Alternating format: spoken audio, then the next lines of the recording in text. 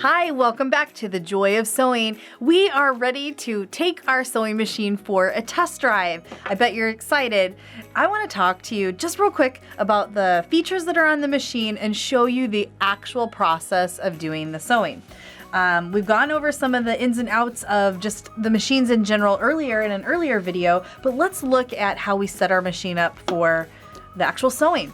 On this particular machine, there are all kinds of stitches built in, and we know that this is a computerized model. It's got the screen. We're going to take a look over here, and if I push this button, it's going to change this number right above where my hand is at, and it's becoming larger. That's going to be the width of any of the decorative stitches that I choose.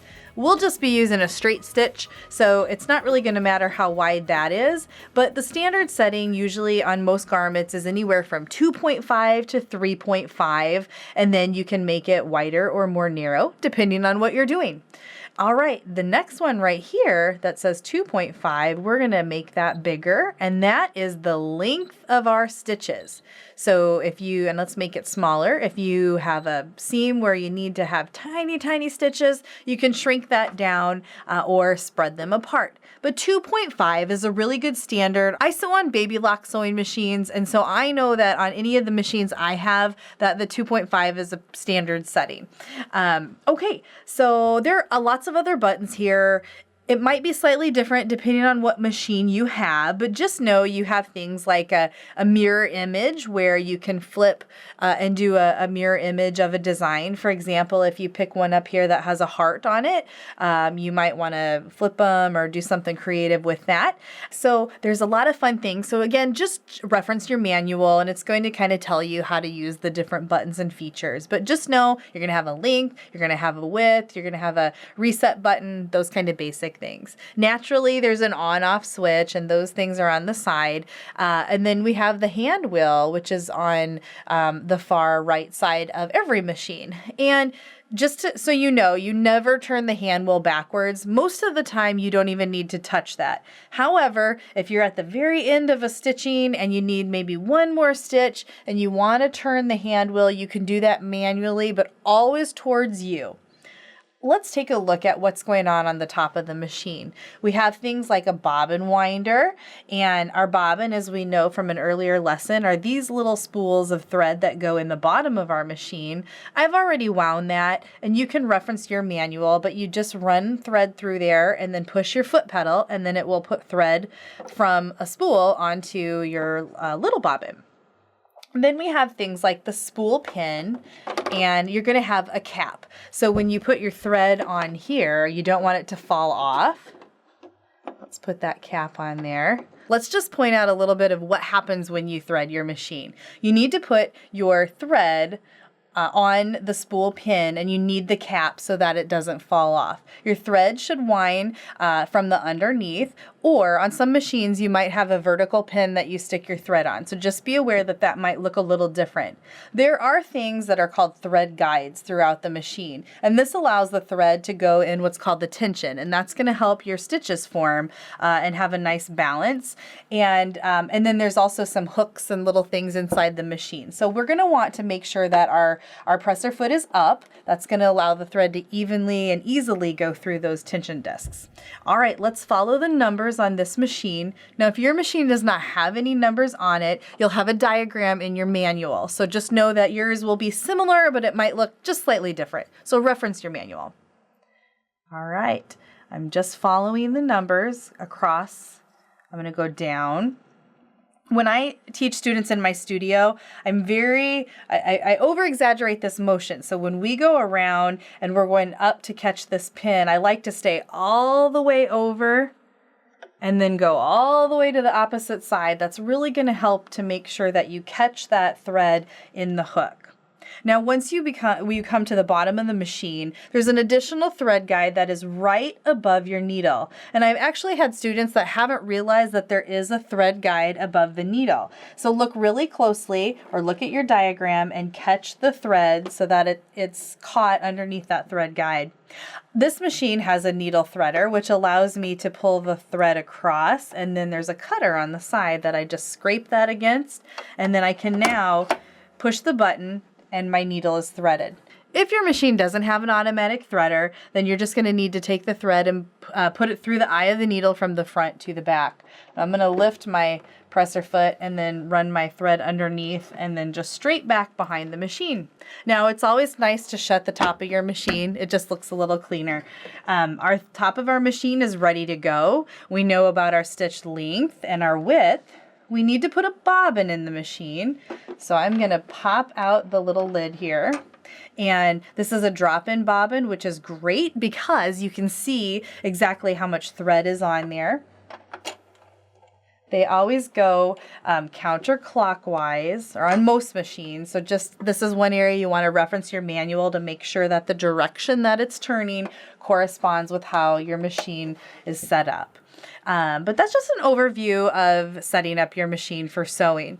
I know for what we want to demo now, we just want to be on a straight stitch. So I've already got that selected and I have my standard settings. So we're ready to put some fabric under the machine. But one more thing before we do that. I'm going to have this available for you as a download, but in my studio, and I have a classroom where I teach sewers, I had these nice cards made and I set them right by all of the machines because I know when you're learning to sew, although there's really minimal operation, sometimes you feel that, oh, do I do this first or what do I do first? So if you're really unsure, you can print this off, set it right next to your machine, and let's just take a look at it. Number one, we're going to sew 3 or 4 stitches forward. Then we're going to go in reverse. Then we're going to go forward. And then when we get to the end of where we're sewing, we're just going to go in reverse again. And then we're going to cut the threads, lift our needle and our foot, and we're ready to go. Now that was kind of the fast version, but again, if you think that that's a tool you would like, you can certainly print that off for your own use. I'm going to be using some pre-cut pieces of fabric that I've just recently cut out. However, one thing that I really like are these little layer cakes, and you can get these at the quilt stores. And the great thing about these is that you can actually practice your sewing, and then when you're done, you can actually have a quilt when you're done sewing pieces together. So if you want a little bit of a constructive project, that's just an extra little tip that I do in my classroom. Okay, we're going to put some fabric under here, and to begin with, I'm not going to really line up anything. I just want to go through the motions. I'm going to drop the presser foot lifter in the back so that it's now holding the fabric against the bed of the machine. Sometimes new sewers will forget that and their fabric will kind of jumble around and it's going to get the thread all knotted up. That's really important because this is really holding our fabric. When you sew, you want to kind of hold your hands in a little bit of like an L shape. You never need to pull your fabric. There's little spiky things under there called the feed dogs, and they really pull the fabric through. You're not tugging or pulling. You're just kind of guiding. All right. So we're ready to go. Some people will turn the hand wheel toward them to put the needle down, and we're ready to get started on sewing a seam.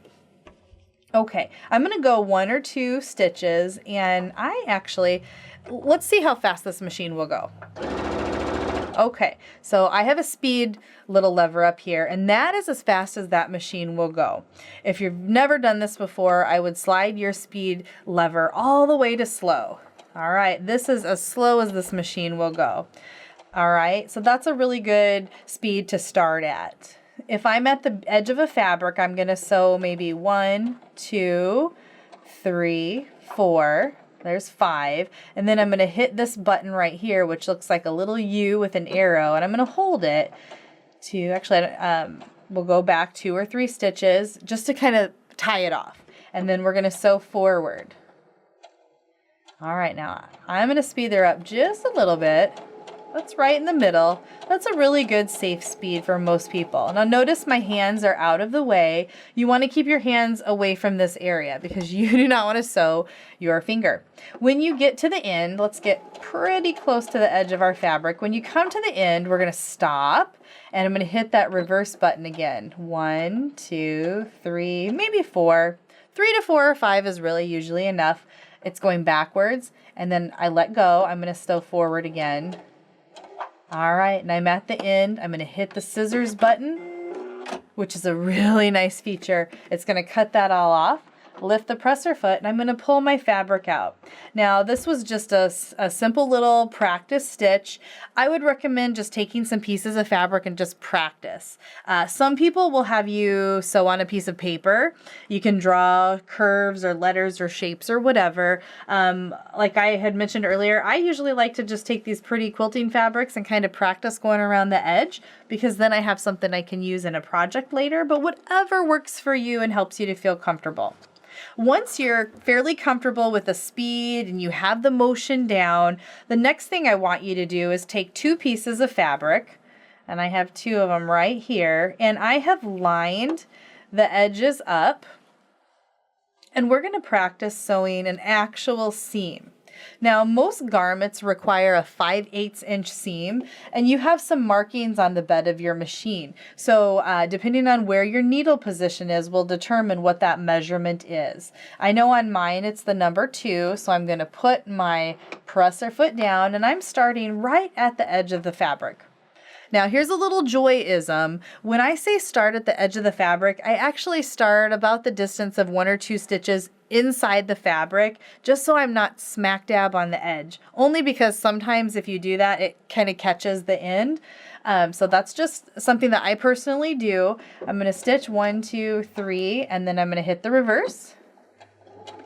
And then when I hit the reverse, I can go all the way to the edge of the fabric, knowing that it's anchored together. Let's sew this seam. Now, what I am doing when I am sewing is we're not looking at the needle. It's very common to want to watch what's going on right here.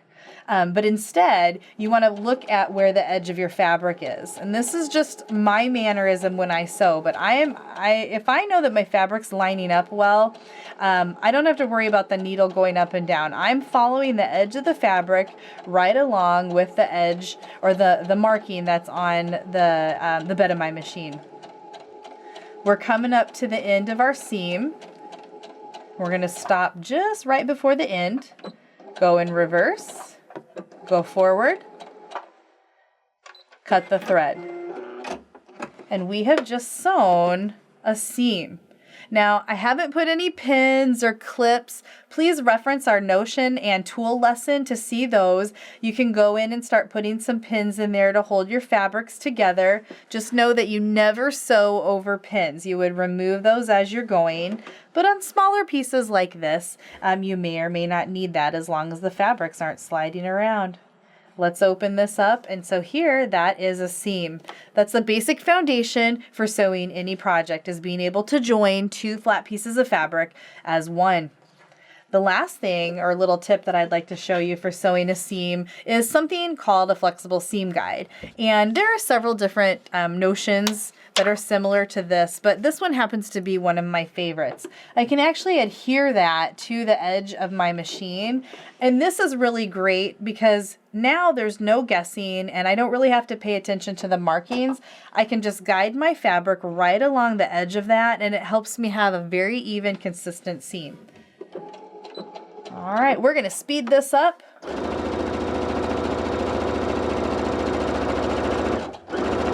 And notice I'm never at any time pulling the fabric. I'm barely touching it, and the machine is pulling that through.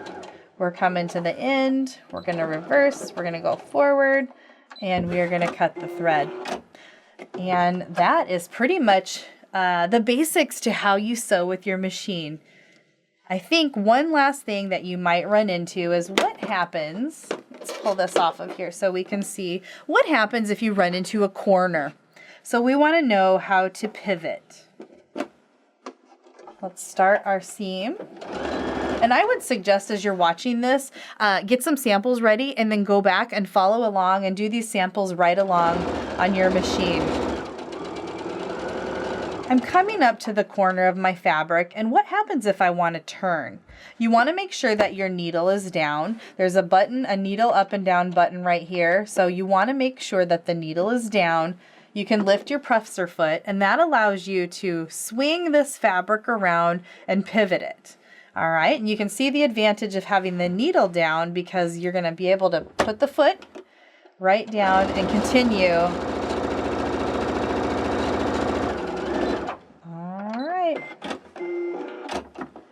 Okay, and so there we have a nice sharp right angle at the corner, and that is how you would sew a corner. Or if you had a curve, you can then move the fabric as needed. So just know that anytime you need to move your fabric, put the needle down and continue. I think you've got a few great tips here on how to sew. The last tool that I would like to leave you with is the Gina-majig. Now, if you happen to have several layers of fabric, you might need to stick this back behind your foot to help level things out. Although we have a button on our machine called the leveler button, and if you have that on your machine, I just want you to reference that in your manual. It's going to show you how to push that in, and it's going to make it so that this foot stays nice and even. If you're heading up any layers of fabric, that's going to be something you want to be aware of. So just know that that's a tool for you. Thanks for joining me, and I hope I've helped to encourage you with your new sewing machine and how to start sewing. Join me in my next episode as I talk about sewing terminology and explain what some of the names are of different stitches and things that you're going to run into as you're reading your sewing project lessons and patterns.